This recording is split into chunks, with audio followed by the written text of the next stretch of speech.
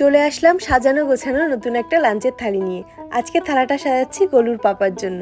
প্রথমে দিয়ে দিলাম সাদা ভাত, তারপর দিলাম একটা পাতি লেবু, একটা কাঁচা লঙ্কা, আর একটু শসা, আর একটা বড় সাইজের পেঁয়াজ। দিয়ে দিচ্ছি গোল গোল চাকা চাকা করে কাটা আলু ভাজা। এরকম আলু ভাজা আমার সব থেকে বেশি ভালো লাগে। এখন দিয়ে দিচ্ছি একসাথে করে ভাজা একটু বরবটি আর ঢ্যাঁড়স। এটা গোলুর পাপা অফিসে আসার সময় সকালে ভেজে দিয়েছিলাম, পান্তা ভাত দিয়ে খেয়ে গেছিল। আর কিছুটা বেঁচে ছিল, সেটাই দিয়ে দিলাম। সাথে খাওয়ার জন্য দিলাম এক বাটি ঘন মটর ডাল, যেটা আমি কুমড়োর ডাঁটা দিয়ে বানিয়েছিলাম। একটু তেজপাতা, জিরে, শুকনো লঙ্কা ফোড়নে দিয়ে আদা বাটা, টমেটো বাটা দিয়ে এটা বানিয়েছি। আর রয়েছে বোয়াল মাছের ঝাল সর্ষে বাটা দিয়ে, যার মধ্যে একটু আলুও দিয়েছি। আর ছিল মুরগির মাংসের ঝোল বড় বড় করে আলু দিয়ে, যেটা আমার গোলুর ভীষণই পছন্দের। আর এখন গরমের দিনে মাংস হলেই যেটা মাস্ট হবে সেটা হচ্ছে কাঁচা আমের চাটনি। আজকে চাটনিটা বানিয়েছি বেশি করে কিশমিশ দিয়ে। শেষ পাতে মিষ্টি মুখের জন্য রয়েছে ছোট্ট এক বাটি পায়েস, যেটা গোলুর এক বন্ধুর মা পাঠিয়েছিল। আর ঘরে দই পেতেছিলাম আগের দিন রাতে, সেই দই দিয়ে দিলাম এক বাটি, সাথে এক গ্লাস মাটির কলসির ঠান্ডা ঠান্ডা জল।